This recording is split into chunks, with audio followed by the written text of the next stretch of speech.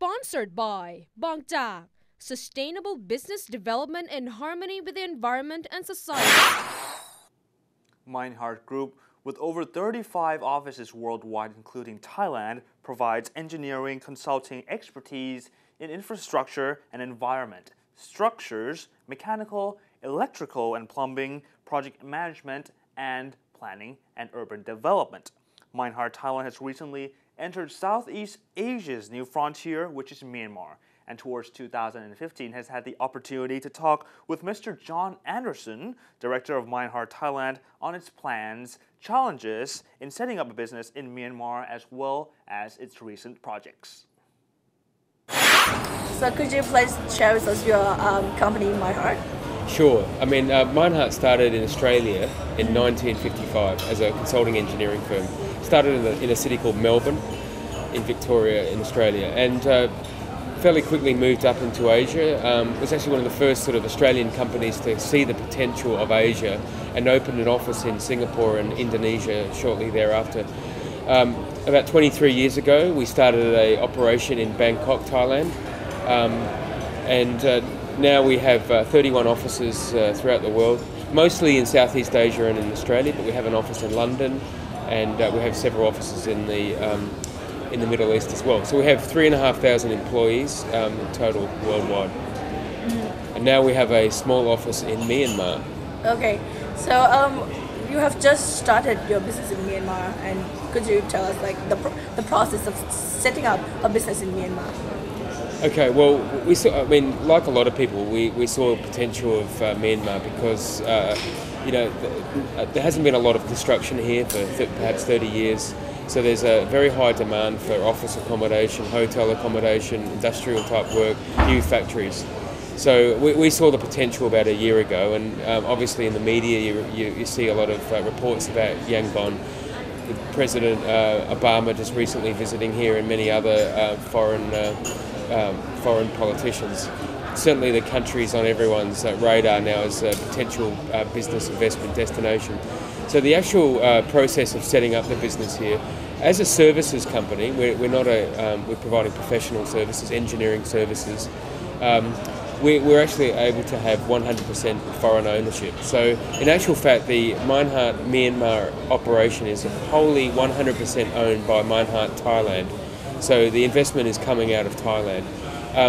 So the process is, well, we went to a lawyer here, a local lawyer, and applied and for that company, and we had to pay some money, obviously. It's a reasonably straightforward process. We had to get approval from the local Myanmar Board of Engineers, being in professional services engineers. We had to seek their approval to make sure they had no objection to a foreign consulting engineering company coming into their country to set up.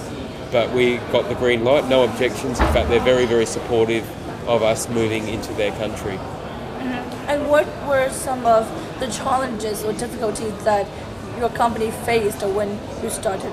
Okay, well, we really are still just starting out. I mean, we're very, really just sort of started this whole journey of starting a company here. But, you know, one of the challenges we face right now is finding appropriate, suitable office accommodation.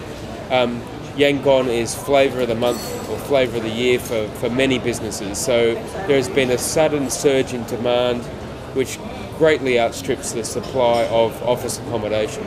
So whereas just 1 year ago you could have probably found reasonably good office space for perhaps $25 a square metre, or 750 baht a square metre in Bangkok, in Thai money. Now that has quickly shot up to over $100 a square metre. I've heard $150 a square metre, so 4,500 baht per square metre. Now there's no office in Bangkok that rents for 4,500. I think the eco complex on Wittiyu rents for about 1,000 baht per square metre, and that's set a new record for Bangkok. So you can see up to 4.5 times more expensive already in Yangon because there's just no supply. So that's certainly one of the challenges. I guess another one of the challenges is that, if you're starting a business here, if you want to employ local people, it's finding local people who have got the skills to match the requirements of your business. So for us, we're professional engineers with very much a sort of international company, providing services at an international quality, international level. So we're looking for people with that sort of experience. So typically overseas qualifications, overseas experience. So that means for Myanmar that we're having to look typically to Myanmar people who are living overseas, who want to return home, who've got experience, say, in Singapore or Bangkok or Hong Kong or Australia or somewhere like that. And these people, they're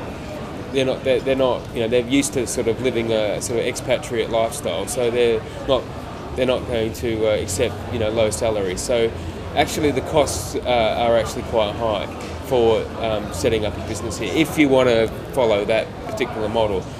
I think for some of the other local people here, I mean, obviously the costs are considerably lower, wage costs, but then it's a case of these people need a lot of training, experience, and that takes time. So if you want to get rapidly on the road and start that business up and rolling, you need to invest in good people. So that's one of the challenges. Okay, let's talk about the first challenge first. Do you think that the high prices of finding offices or real estate here could be a problem for investors who would like to start their business in Myanmar? Potentially, yes. I mean, you can think of so many sort of services companies that require a large amount of space. So if you're a accounting practice or a legal firm, or I'm just trying to think of some examples of people who use a lot of office space, I mean, that they're going to find, that's going to be quite a high barrier to entry. I mean, it's simply a case you can't find anything either. It's really in that short a supply. I think I've read in a Collier's report, they're one of the large real estate consultants, there's only 60,000 square metres of office space of any type in Yangon. Now in Bangkok, in one building, in the Empire building on Sathorn Road, I think we've got more than 60,000 square metres in a single building. I think that building's about 75,000 square metres. So in Bangkok, in a single building, they have Yangon's entire office supply. So yeah, that's quite a challenge. Yeah, so those sort of corporates who require that sort of central CBD office space are going to find that a little bit of a challenge. I mean, a lot of people are looking to set up offices in houses, renovated houses, even condominium apartments. This hotel where this interview is being done, the United Nations actually takes out several floors of the Traders Hotel for that reason, because they can't find office space anywhere. So it's a bit of an issue. For a company like us, we want our office to be central, because that's our staff could be living anywhere. So they, you want them not to have to travel too far. So. But that's what we're here for. We design buildings, so quickly in time we should see a supply of extra office space. All right. Yeah. What about you mentioned that your company wanted to hire Myanmar who live overseas and wanted to return home. What about the local Myanmar people? Yeah. No, we're sure. We're very interested to employ local people.